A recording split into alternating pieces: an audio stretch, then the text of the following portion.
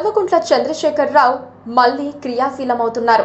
ఎన్నికల్లో బీఆర్ఎస్ ఓటమి తర్వాత ఫామ్ హౌస్ కే పరిమితమైనట్లు కనిపించిన కేసీఆర్ అది కేవలం షార్ట్ గ్యాప్ మాత్రమేనని నిరూపించారు.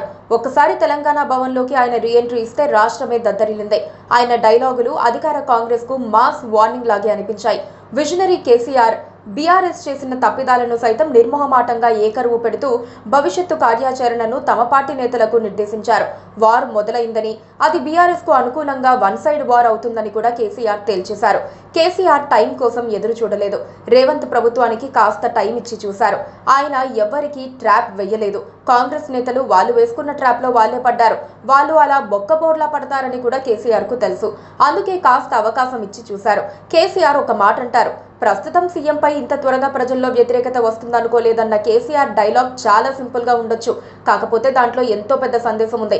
అధికారులతో పని చేయించలేని అసమర్థ సీఎం అని కేసీఆర్ వదిలిన డైలాగుకు ప్రధాన మీడియా కూడా గ్రీన్ సిగ్నల్ ఇచ్చింది.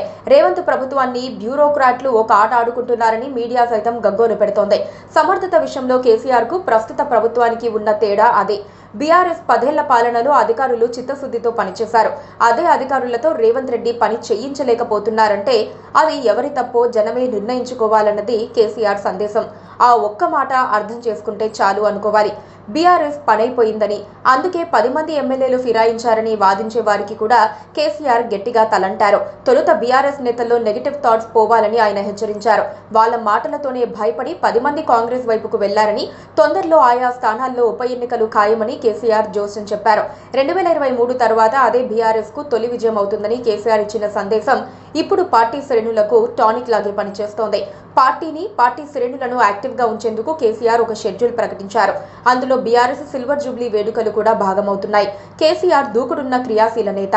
అందుకే పార్టీ పెట్టి 25 ఏళ్లు దాటుతున్నా నిన్న మొన్న వచ్చినట్లుగా కనిపిస్తోంది. 25 ఏళ్లు ఇట్టే గడిచిపోయాయా అనిపిస్తోంది.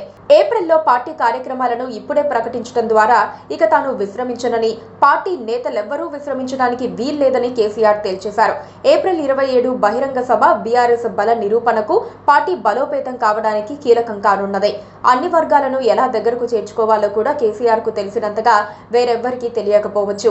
డీలిమిటేషన్ తో అసెంబ్లీ స్థానాలు 160 వరకు పెరిగే అవకాశం ఉందని, అలా పెరిగితే మహిళలకు 53 సీట్లు కేటాయిస్తామని వెల్లడించారు. రాజకీయాల్లో తెలంగాణ మహిళలు బాగా రాణించేందుకు ఇదో టర్నింగ్ పాయింట్ కావచ్చు. అలాగే బీసీలు, ఎస్సీ, ఎస్టీలకు సముచిత స్థానం ఇస్తామని కేసీఆర్ ప్రకటించేశారు. ఏదైనా కేసీఆర్ వ్యూహాత్మక సందేశాలు ఇస్తున్నారు. రేవంత్ రెడ్డి సీఎం అయి ఉండొచ్చు కాక, ఆయన కానీ కాంగ్రెస్ పార్టీ కానీ తమకు సరితూగరన్న సందేశాన్ని జనంలోకి ఆయన వదులుతున్నారు. కేసీఆర్ కనిపించారంటేనే ఒక సమ్మోహనం, ఆయన మాట్లాడితే ఒక మెస్మరైజేషన్, ఆయన చూపే ఒక మెసేజ్. ఊరికే పొద్దుపోవడానికి ఆయన మాట్లాడరు. చాలా అరుదుగా మాట్లాడినా దాని ప్రభావం సుదీర్ఘకాలం వరకు ఉంటుంది. అందుకే రాజకీయాల్లో కేసీఆర్ ప్రత్యేకం. Please subscribe to KTV Telugu. KTV Telugu channel.